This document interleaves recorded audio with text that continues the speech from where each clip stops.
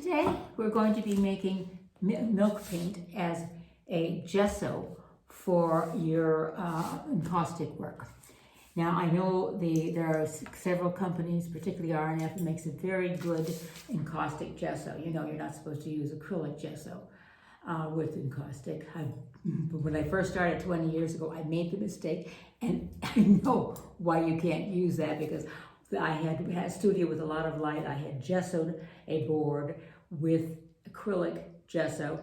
Didn't think about it. Had painted it in encaustic painting. The next morning I came in, and the whole encaustic painting was on the floor. So we don't want to do that. We want to use something natural, and the ready-made gessos are very good. However, it can be very expensive, particularly like myself. I live in Mexico, and the importing is as much as the product.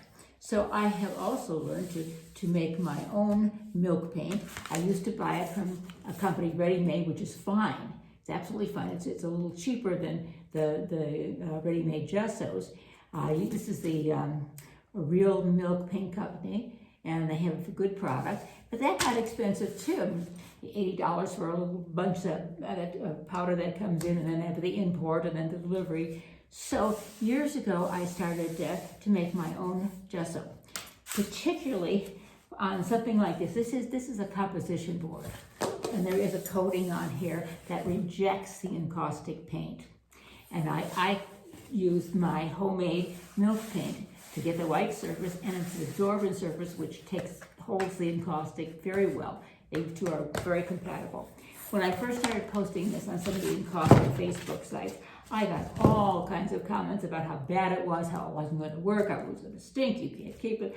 Well, let me tell you, I've been using it for years, and it works beautifully.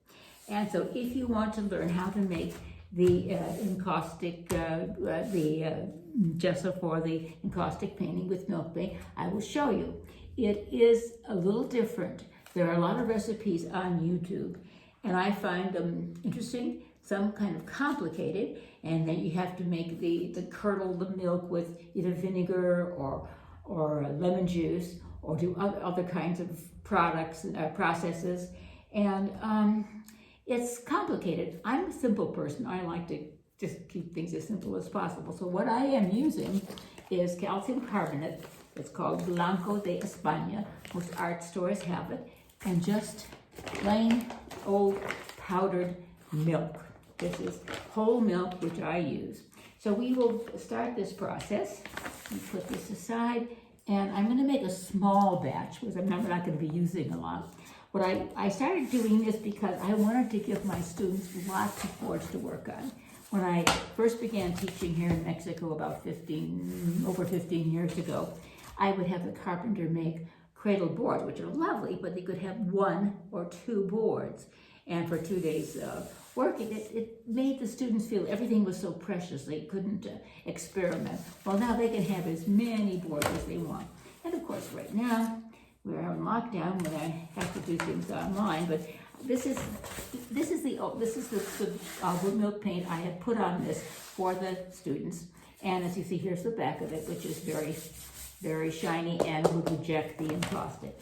So today we're going to start with the milk powder, and I'm going to make this a little closer. See what I'm doing here. I'm going to do. My measurements are a little different than you'll find online. It's 1, 2, 3, just heaping, 4, 5. Now, I am going to use a lot more calcium carbonate than is suggested in other videos. So, 1, 2, 3, 4, 5. So I'm going to do 1, 2, 3. All right. Now, I'm going to add water. Not a lot. Well, first of all, I'm going to mix it up. I'm going to mix up the milk paint, the milk powder, and the calcium carbonate. Mix it up and add a little bit of water. Not a lot. We don't want it real runny. And you see it's what it looks like. It's kind of thick and gloppy. And I'm using this old fork, and I'm gonna beat this as much as I can and try to get some of the lumps out. Because I have learned I don't have to strain this, sometimes through a regular strainer, sometimes through a cheesecloth, and it makes a big mess. So here we have this, and like this now, see? Now I am going to let this sit for a couple of hours, and it will thicken up a bit. It's just like a, kind of like a, my kind of pancake good batter, because I don't like real thick pancakes. I like it kind of thin. So I'm going to put this aside and just leave that for a while. Well, the gesso is all set up. I actually let it sit longer, and what I do, if I have quite a bit of leftovers, I refrigerate it. I cover it up, put it in the refrigerator, and it will last much longer, because remember, it is a milk base, and it can go bad and smell just as if you would leave milk out for a long time. But this one, I've had this last for a couple of weeks.